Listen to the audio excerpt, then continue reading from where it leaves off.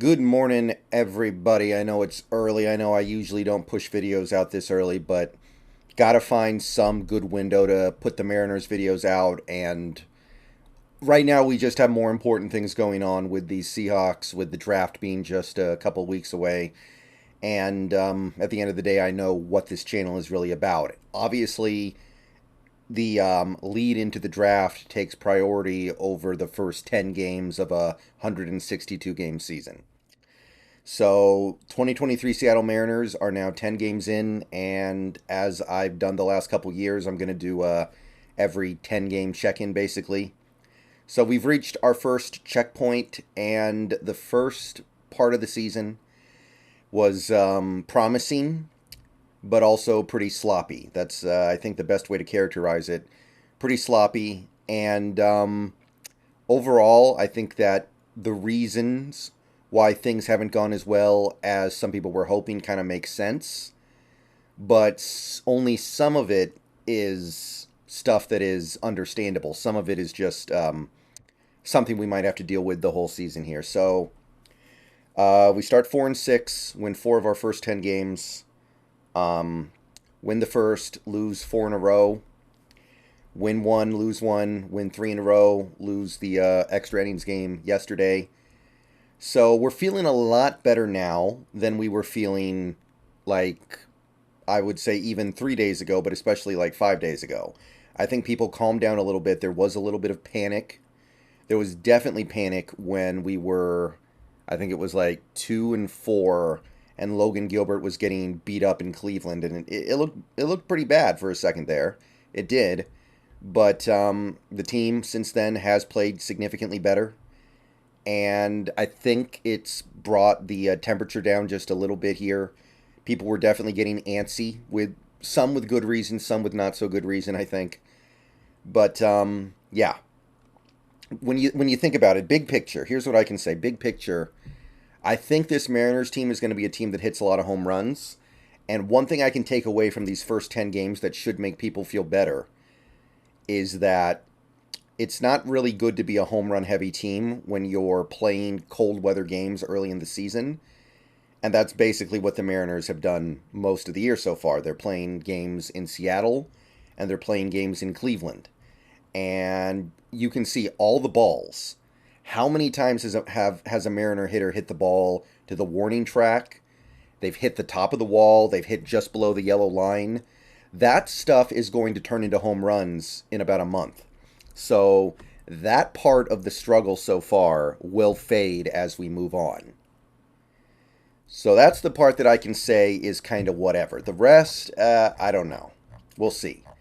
Well, I can comfortably say that we have a couple players on this team that are going to get better. Like, there's no way that Colton Wong is going to continue to be the worst positional player in all of baseball. He's been a disaster at the plate. He's been not too much better in the field, honestly, which is really disappointing because he was supposed to be at least a big upgrade there over Adam Frazier. But there's no way that holds. And honestly, I was kind of expecting him to struggle somewhat because of the transition from the NL to the AL. But that's not going to hold. And Teoscar has obviously been a massive strikeout magnet so far, hitting a .184. Only really unleashed his power in one game. He's in a contract year. That's not going to hold either. There's no way he's going to stand for having an awful year right before he gets to finally negotiate a life-changing contract for him. So some things are going to get better. Like, Cooper Hummel, too. He's been a complete mess so far. He'll at least be a little bit better. Although I don't know if we can really count on him to be a quote-unquote good player at this point. So when I look at this offense, I say it is going to get better. We're seeing positive growth from guys like Julio. Julio's playing at about expected levels. Now, Suarez will probably cool down at some point. There's no way he's going to keep hitting 350 plus, but he is eventually going to start providing power. Kelnick, I don't know if he can maintain his current levels, but he's another guy. Eventually, the weather's going to warm up and he's going to start providing more power. So the offense, I think, will get better. I'm not really worried about them, except for maybe unfortunately, we couldn't do anything to significantly upgrade the middle infield. I think there's no getting away from that. But the rest of the guys, I'm pretty comfortable with. Maybe not Tom Murphy, but Tom Murphy's a backup catcher anyway. I'm not going to sit here and act like I was expecting the world from him. So the offense, it's hasn't been that bad necessarily. There have been some guys in the lineup that just kill everything they touch. And that is definitely something that I was hoping we were going to get away from this year. But I do feel like at the very least those guys are going to start playing better, namely Wong and Hernandez, the new guys. So I'm not super concerned about them. The weather is going to warm up, and you're going to start to see some of those balls fly out of the park. You're going to start to see some of those warning track flyouts get out, and I think the team's run production will pick up significantly from where they are. But the rest of the team, I'm not really so sure. Because you look at the starting pitchers right now. I mean, look, Castillo's been awesome. Marco's been about what we could have reasonably expected, maybe even a little bit better. Kirby had a not great start, but he settled down and pitched pretty well yesterday. Gilbert had a really good first start. The second start, he basically said, like, I didn't feel right. I'm not hurt. I just didn't quite feel right. I don't know what really happened, but I'm going to figure it out. Not worried about Logan Gilbert. Unfortunately, Robbie Ray, who is in desperate need of a quick start to the season, like very desperate need of a quick start to this season to get his confidence back, gets hurt immediately, gets shelled by the Guardians, and now he's not going to be back until probably the next time I make one of these videos. So really, really unfortunate, really, really bad, really, really frustrating, because I do believe Robbie Ray is going to be at least decent this year. I do believe that what we saw in spring was a very positive indicator for where his career is going to go from here. But he's got to be out there. He's got to be out there. And obviously we are at least insured against one starting rotation injury because we did keep Flexen. And Flexen so far has pitched pretty good this year. No problems with him. But this is a keen reminder that last year we were very lucky to avoid the starting rotation injury. And this year we've already had one. It took literally one inning for one of our key starters to go down. And don't get me wrong, I'm not a huge fan of playing Robbie Ray as our number 2 pitcher, but he's an important part of what this team is going to be in 2023. So we need him back regardless of where he actually pitches in the rotation. So, I mean, the rotation, maybe it's not going to be the dominant rotation I was hoping for, but it's still fine, I guess. We can't survive another injury, I know that. Like, at that point, we're calling up somebody from the minors like Bryce Miller, or we're letting Matt Brash try to start again, which that's not really what I'm looking to be doing here. So that's okay, but my current biggest concern about this team is the concern that I had in the preseason. This bullpen does not inspire a lot of confidence in me right now. And that's with us getting some incredible work from Trevor Gott. Trevor Gott has been awesome so far. He's given us 6 innings of shutout baseball. You also have Gabe Spear, who has been excellent so far in the 4 innings he's gotten, and Penn Murphy. So we are being propped up by some unexpected players, and I'm still looking at this, trying to figure out where we make ends meet. Sewell's good, but he can't pitch every day, and it's not like he has super filthy stuff or anything. He's going to give stuff up. Matt Brash has nasty stuff, but he's not necessarily reliable. Like right now, he's giving up 5 runs per 9 innings earned.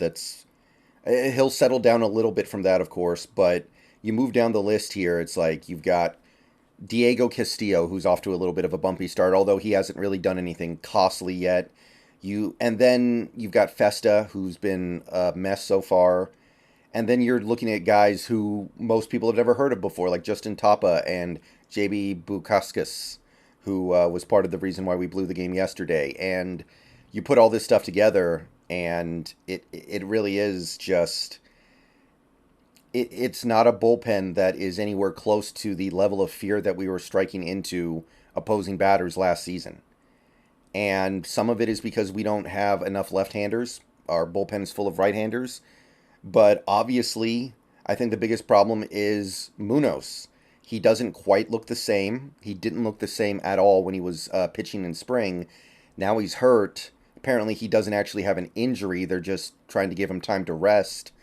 But he doesn't look quite as dominant. So even though he's not hurt, it's not a good thing to have happen to your most valuable reliever, I think. He's probably our most valuable reliever in terms of the stuff he can throw. And you look at some of the other things going on here, it's like we really are kind of living by the seat of our pants right now.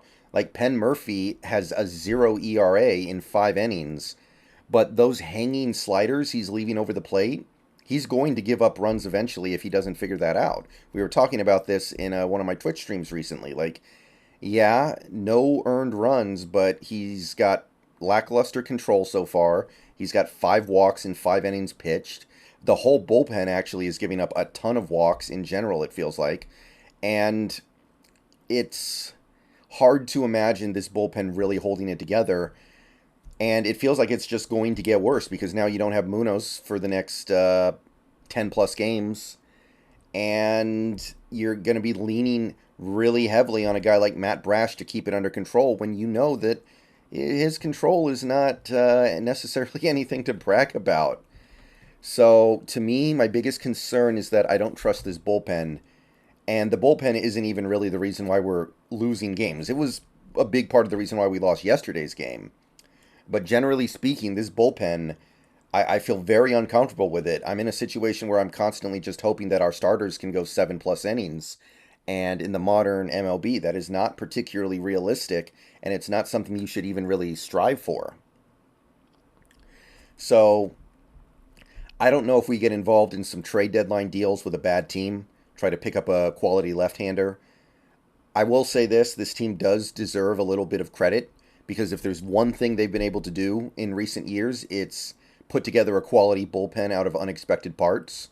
And so far we have seen some really good stuff from Trevor Gott and Gabe Spear, and to a certain extent you might even say Penn Murphy, even though I'm worried about him.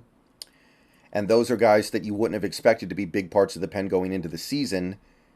But we need Munoz back at full strength, basically, is what I'm trying to get at here. We need Munoz back at very close to full strength, at least. And we're also going to need to lean heavily on guys like Castillo, which I know is going to make people nervous pretty much all the time. No matter how good he does, you're never going to feel amazing about going to Diego Castillo in a big moment. So I don't know. Kind of complicated thoughts here, right? It feels like things are a little more delicate than they need to be because this team didn't go out and spend big money in the offseason, because they continue to have a bottom third payroll despite being one of the fastest growing teams in professional sports. I think the offense will be fine. I really do.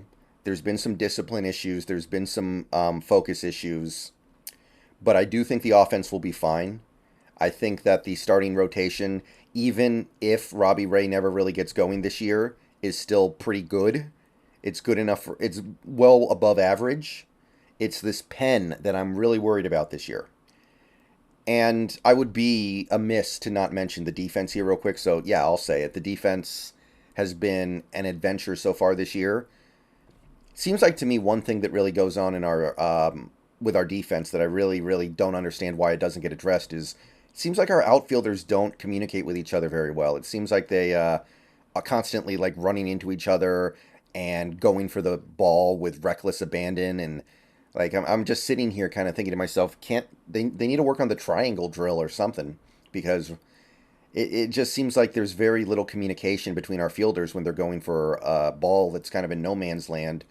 We've maybe lost a couple of games this year because of that. And that's too bad, because from a lot of these guys, our fielding has been pretty good. Like Teoscar has been way better in the field than anybody expected, I think. I think we have a really good outfield in terms of defense.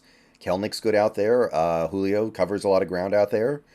But yeah, it seems like the communication's not great. Cal seems like he's regressed a little bit defensively, although it's a very, very small sample size. So I think that'll get ironed out, but it has been frustrating these first couple games. All right, see you guys later. Go Mariners.